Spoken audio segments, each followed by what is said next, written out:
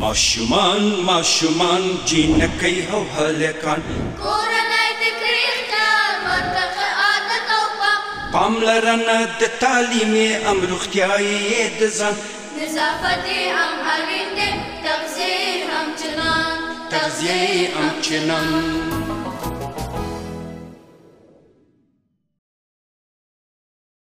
د لوی او پاک الله په سپېڅلي نامه د زراعت ټلویزیون قدرمنو لیدونکو او د راډیو درنو اورېدونکو سلامونه او نیکې هیلې مو ومنئ الله دې وکړي چې د ژوند شپې او ورځې مو په خیر خوشحالۍ تېرېږي یو وار بیا هم د رڼا په لور ګردي میز خپرونه پیل شوله د خپرونې د بحث موضوع مو د مور او ماشوم سالمه تغذیه د خپرونې کوربه زه ظاهر الله ظاهري په روانه مو خپرونه کې به موږ پر دې باندې بحث کوو چې د مور او ماشوم لپاره کوم خواړه ډېر اړین دي څنګه کولی شو خپل ماشوم سالم وساتو همدارنګه هغه کومې لارې چارې دي چې په ترسره کولو سره یې موږ کولی شو زموږ ماشوم صحتمند شي د روغتیا پالان په دې تړاو څه وایي زموږ اوریدونکي کوم غوښتنه پوښتنه لري هم کولی شي خوشبختانه د کونړ د عامې روغتیا ریاست د تغذیې د برخې مسؤل ډاکټر شهاب الدین خورشید په خپرونه کې بلمن ډاکټر صاحب به تاسو سره په بېلابېلو موضوعاتو خبرې کوي داسې هم کولی شي په 0 شپږ اویا شپږ څلوېښت 785 شمېره له موږ سره اړیکه ونیسي او له قدرمن ډاکټر صاحب نه پوښتنې وکړي زه خپل مېلمه ته هرکلی ښه راغلاست وایم او دا بحث پیلوم د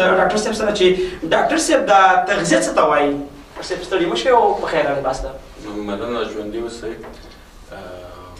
نوم مې ډاکټر شهاب الدین خورشید د عامې روغتیا ریاست سره د تغذیې ولایتي مسؤل یم ډېره زیاته مننه چې دغه برنامه مو جوړه کړې ده او د دې له لارې موږ کولی شو چې خپل هېوادوالو ته یو ډول آګاهي او د تغذیې په اړه یو څه پیغامونه وړاندې کړو مننه ستاسو نه ډېره زیاته ستاسو سوال چې تغذیه څه ته وایي عموما تغذیه موږ داسې تعریفوو چې تغذیه دا یو علم دی د علم څخه بحث کوي چې په هغې کې د خوړو اخیستل دي د هغې هضم دی د هغې جذب دی او هغه وجود کې په استقلاف رسېدل دي او وروسته زموږ وجود ته بیا وده انرژي او نمو دا ورکړي دې ته موږ تغذیه وایي دا ټول یو پروسه ده چې په غذا باندې ترسره کېږي او زموږ وجود ته چې دی دغه ګټه رسوي چې هغې کې وده ورکول دي وده او نمو د وجود ته ورکړي انرژي ورکړي او سره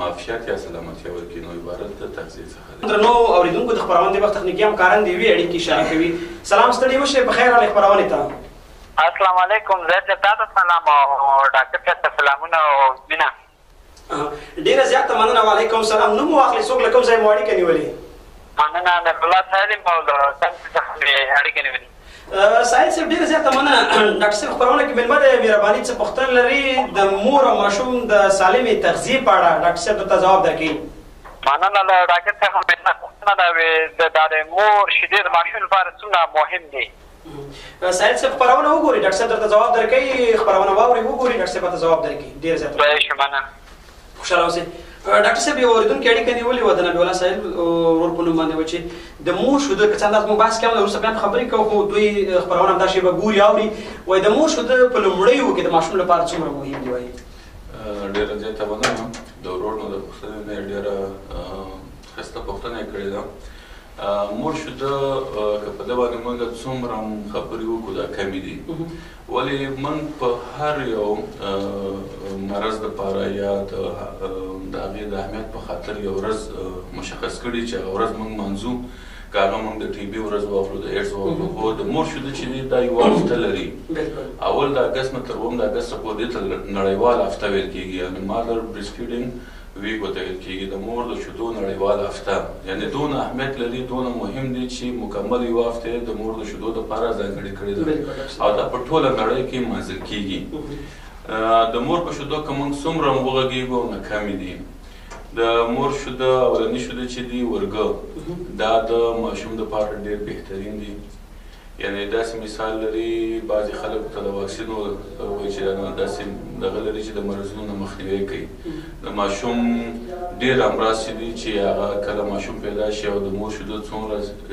زر شروع کړي پیل یې کړي او د اولني شوده چې دي پیله یا ورګه یا کولسټروم چې ورته وایي څومره زر چې دا وخوري د ماشوم د زیړي نه مخنیوی کوي بل په دې کې ډېره زیاته اندازه باندې دغه د معافیت د WBC په نامه باندې حجرات دي چې هغه معافیت زموږ د وجود معافیت قوي کوي، دا په ډېره غټه کچه باندې. نو دا ماشوم اخلي نو معافیت د ماشوم چې دی هغه قوي کېږي، وجود یې قوي کېږي ورسره.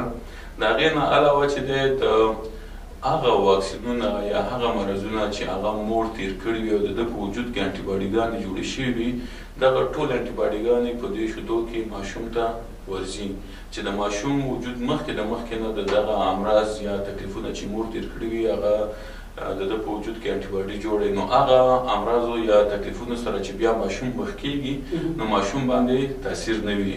مخکې د هغې نه ورته هغه انټي باډیګانې موجود وي، نو هغه مرض چې دی یا تکلیف یا ناروغي په ماشوم باندې ډېر زیات تاثیر نه لري. نو شیده چې دی د ماشوم دپاره دا ډېر مهم دي. د 6 میاشتو پورې موږ خپله د IYC په نامه باندې پیغامونه دي چې هغه ورکوو، چې هغې کې اول پیغام هم دا دی چې باید سمدلاسه د مور شیدو شروع شي. همې مور ته ګټه ده، همې ماشوم ته ګټه ده.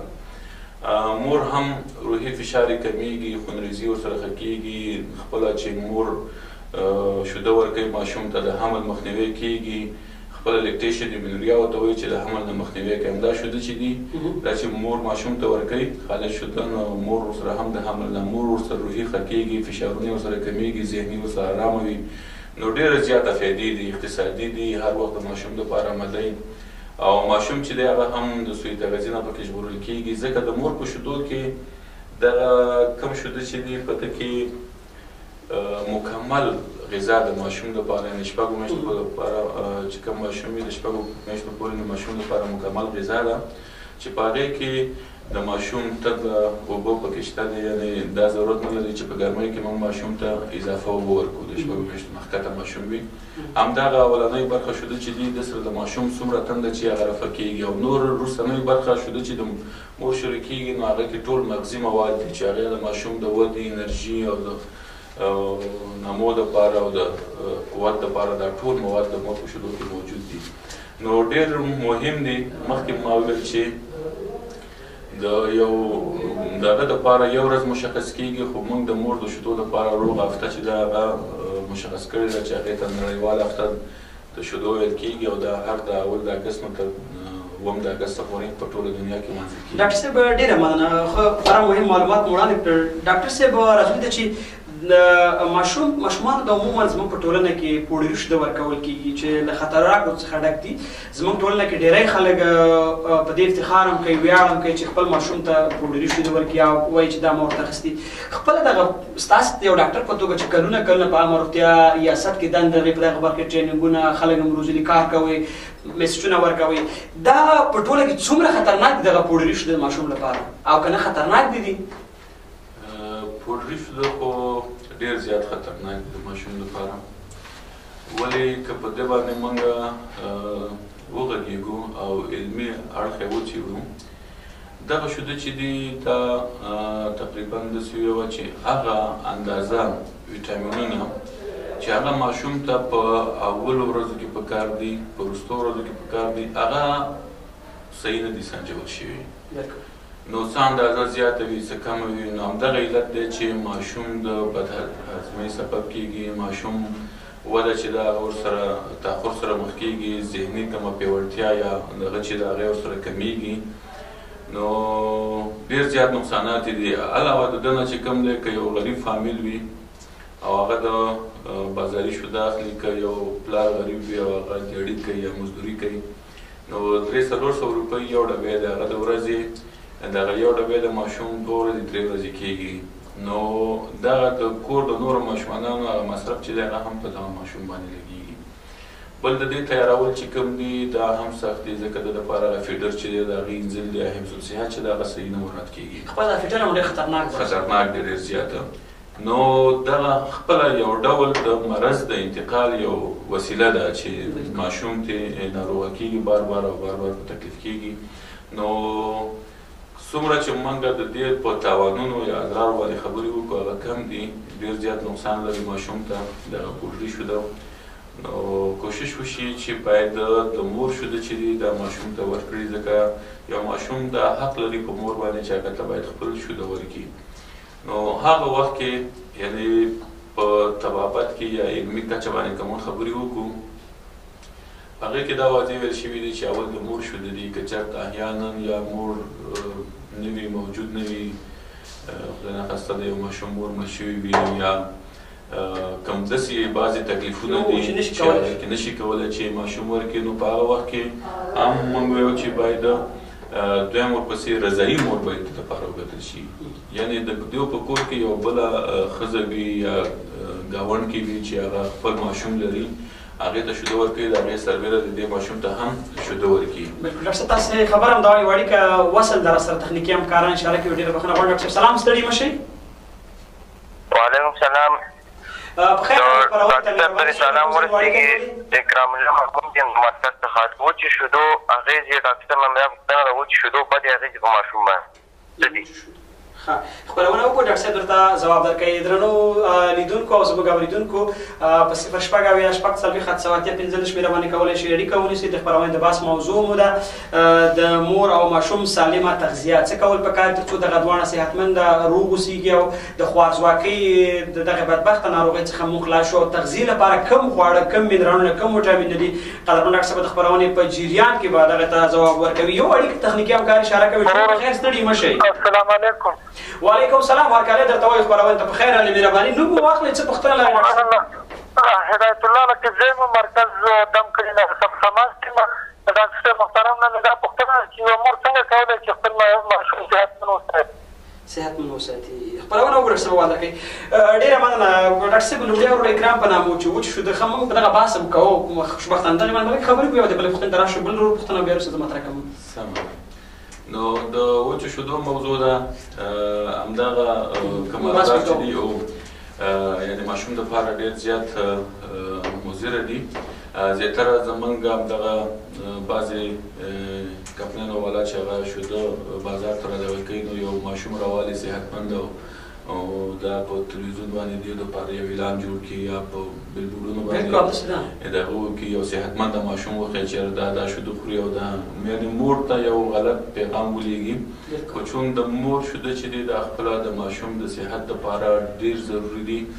بل دغه کم شیده د مور چې دی دا مخکې ما ویل چې یوه مور که هغه هر تکلیف تېر کړی وي د هغې په وجود کې د دې مرض دپاره یو انټي باډي جوړېږي. یعنې خپله د دې مور په شیدو کې پروټین انټي باډیانې موجود دي چې هغه ډېر زیات هم په هضم کې کوشش کوي هم د میکروبونو په مخنیوي کې کوشش کوي. خو په بازاري شیدو کې بیا دا موجود نه دي.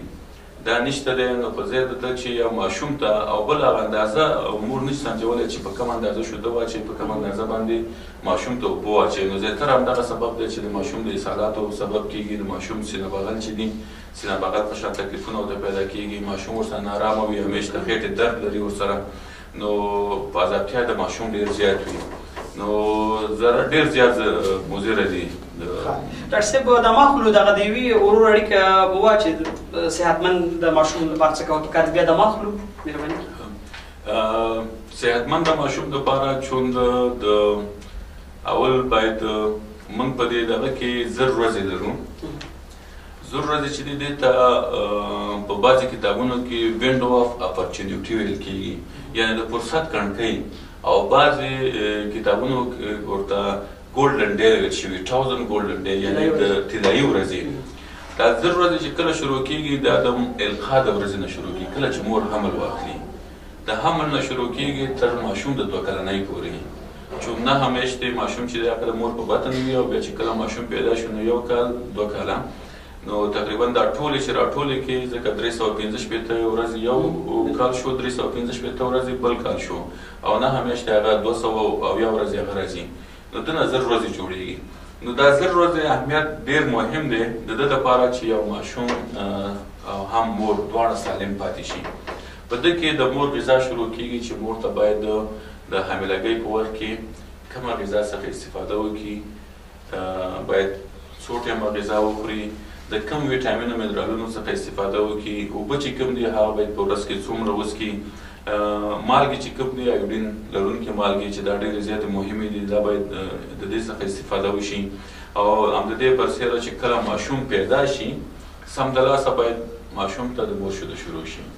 دلته د ماشوم سالم ساتن چې دي همدغه د اول شیدو نه دي چې کله د ماشوم ته اول شیده ورکړه ستا ماشوم چې د خپله سالم ساتل کېږي. بیا د 6 میاشتو پورې چې کوم دی مور ته پکار ده چې خالص د خپل شوده ماشوم ته ورکړي. یعنې 6 میاشتو پورې مور ته هېڅ ضرورت نشته دی چې بعضې میندې زموږ دا فکر کوي چې ولا ګرمي ده لکه موږ ډېر خوله کېږو او ډېر اوبه څښو دغه شان ماشومانان به هم تنده لري.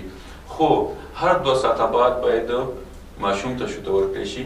په شاوخوا ورځ کې په 4 ساعتو کې موږ وایو چې 12 ځله شوده ورکړي، چې 8 ځلې د ورځې لخوا او 4 ځلې د شپې لخوا. دا شوده باید ماشوم ته ورکړی شي او برسیره په ده باندې که یو ماشوم تقاضا د ده لري چې نه هغه زر شوده خوري نو هم ورکولی شي چې هغې ته شوده ورکړي. نو دغه 6 میاشتو پورې خالص شوده دي. بیا د 6 میاشتو نه وروسته متمم غذا په نامه باندې یا مکمله غذا ورته ویل کېږي یا متنوع غذا ورته ویل کېږي چې دا د 6 میاشتو وروسته ماشوم ته شروع کېږي. د 6 میاشتو پورې د مور په شیدو کې 1500 کیلو کالوري انرژي ده چې هغه د ماشوم د ودې د هغې د پرمختګ لپاره کافي ده انرژي.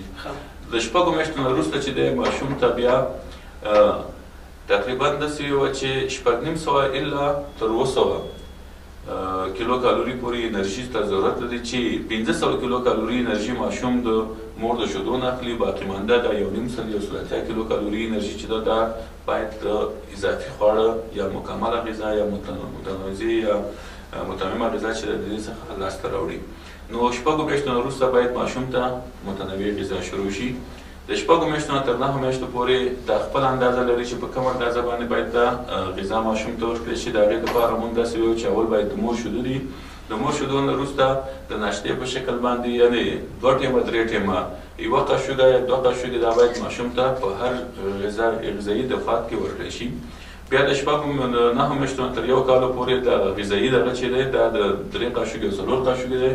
بیا د 1 کال نه تر 2 کالو پورې دا 5 قاشوګو ته رسېږي. خو 2 کالو پورې مور چې دا باید د غذا ترڅنګ خپل شیدو ته ولې ادامه ورکړي. د 2 کلنۍ پورې ماشوم ته هم خپل شیدو ورکړي او هم ورسره متممه غذا چې ده ته ادامه ورکړي. پس د 2 کلونو ماشوم چې دی هغه دسترخوان سره عادت وي، خوراک سره عادت وي، نو هغه خپله غذا کوي.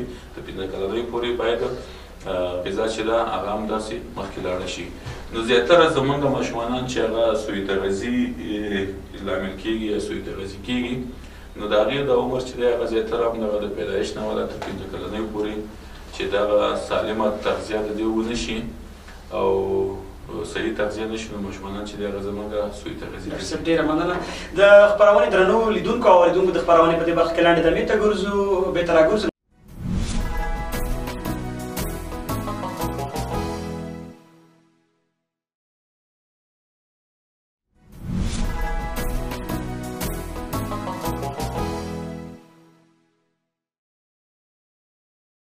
درنو لیدونکو بیا هم ښه راغلاست. لنډ دمه مو واخیسته. د خپرونې د بحث موضوع د مور او ماشوم سالمه تغذیه غواړه. په همدې موضوع د کونړ د عامې روغتیا ریاست د تغذیه د برخې مسؤل ډاکټر شهاب الدین خورشید سره خبرې وکړو.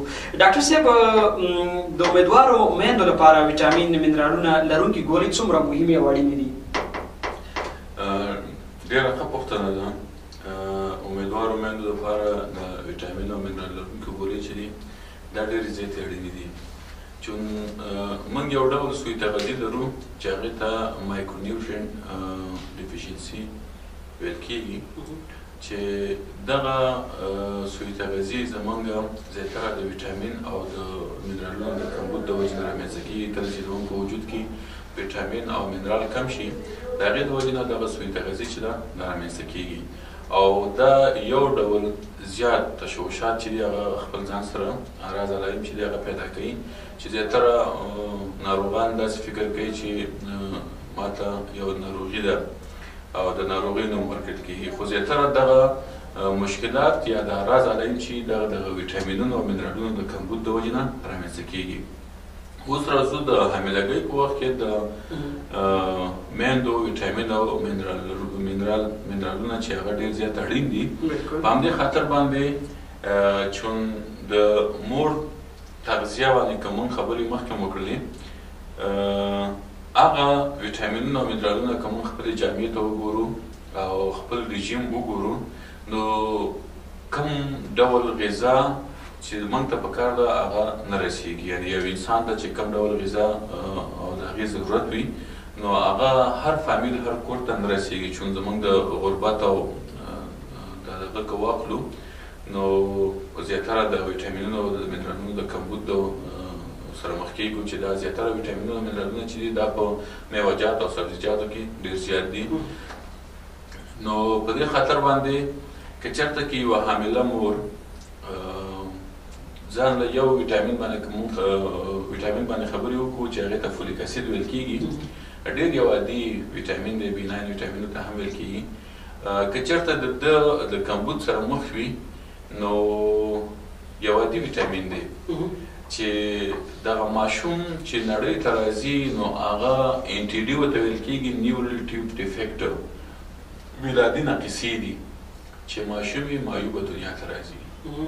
نو همدغه ویټامینونه دي چې هغې کې درې قسمه ډېر زیات وي. زیاتره که تاسو ماشومان وګورئ، بعضې وایي ماشوم پیدا شو سر شاته یو غټه غوټه، یا ماشوم پیدا شو نو مایسر نو، یا ماشوم پیدا شو د ملا مورې سره چې وایي یوه غوټه وه که نه دا نه، نو یا د ماشوم نه مایسر نو، یا ماشوم چې دی هغه کلیپالیر ورته ویل کېږي که نه دی لرلو، یا د ماشوم دا شونډه چې ده د هغه مینه وه. دا ټول د دې ویټامینونو او د منرالونو د کمبود د وجې نه راځي، فولیک اسید او دا نور ویټامینونه. نو زیاتره دغه ویټامینونه دي چې دا ماشوم ته د مور ته د حاملګۍ په دوران کې ونه رسېږي، نو هغه نقیصه چې ده ولادي نقیصې هغه په ماشومانو کې رامنځته کېږي. برسېره په ده باندې نور ولادي کوم سوی شکل یا سوی اشکال چې دي یا کنجنیټل کوم ډیفیکټونه چې دي دا په ماشومانو کې رامنځته کېږي. خو غټ علت که موږ وګورو، غټ علت د دې همدا دی چې هغه د مور هغه ویټامین یا منرال چې دی هغه نه وي پوره. د ده سربیره یو ایوډین که موږ واخلو، ایوډین ډېر یو عادي منرال دی چې په مالګه کې پیدا کېږي.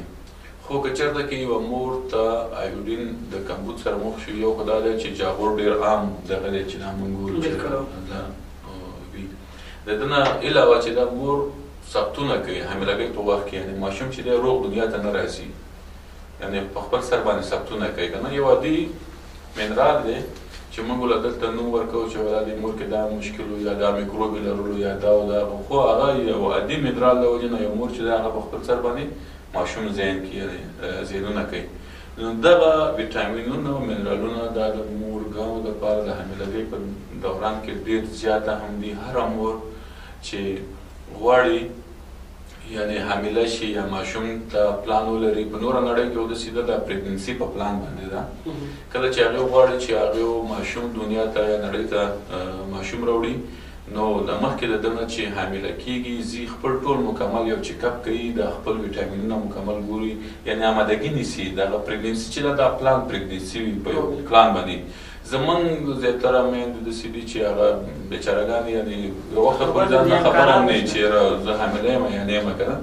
نو دغه مشکلات زموږ په ټولنه کې ډېر زیات دي، او په همدې باندې چې د وزارت پالیسي هم دا ده چې باید دغه کم ویټامینونه او منرالونه چې دي دا د ماشومانانو ته میندو ته ډېر زیات ورکړي چې دا ماشومانان نړۍ ته راځي دا روغ راشي، یعنې معیوبه ماشومانان چې دي هغه نړۍ ته رانوړل شي. نو ډېر زیات مهم دي د مورګانو لپاره. ډاکټر صاحب ډېر زیاته مننه، خوشحاله اوسه. ډاکټر صاحب راځو دې باندې خبرې کوو چې ډېری میندې په دې نه پوهېږي چې د ناروغۍ پر مهال دوی خپل ماشوم ته کوم ډول خواړه ورکوي. مثلا یو ماشوم په یو ډول ناروغۍ اخته دی، دوی چا سره مشوره نشي کولی یا امکانات نشته یا زمینه نه وسایل چې دوی ولاړ شي چا سره کښېني چې اوس یا پوښتنه وکړي. نو اوس څه ډول باید تاسې توصیه کوئ دغې میندو چې د ناروغۍ په مهال باید ماشوم ته کوم ډول خواړه ورکړي؟ موږ یو سایکل لرو د تغذیې او د ناروغۍ په اړه. ښه تغذیه څه کومک کولی شي چې ناروغي کچه راټیټه کړي؟ یو سایکل دی ده، او څنګه مداخله موږ کولی شو د دغه وخت کې چې یو ماشوم ته ښه تغذیه ورکړو او د هغې هغه ناروغي چې ده هغه ورسره کمه کړو. ډېری میندې زموږ دا فکر کوي چې یاره ماشوم ناروغه دی خوراک نه کوي، خو داسې نه ده. موږ یو چې کوم وخت کې باید یو انسان زیات تغذیه شي، یعنې ډېره تغذیه واخلي نورمال حد نه. یو د هغې نه دا ده چې د ناروغتیا په وخت کې کله چې ماشوم ناروغ یا کله انسان ناروغ باید د نورمال حد نه زیاته تغذیه واخلي. ولې دا ډېر زیات مؤثره ده؟ دلته ستا وجود چې دی هغه قوي کېږي. وجود چې قوي شي هلته میکروب چې دی هغه ځپي.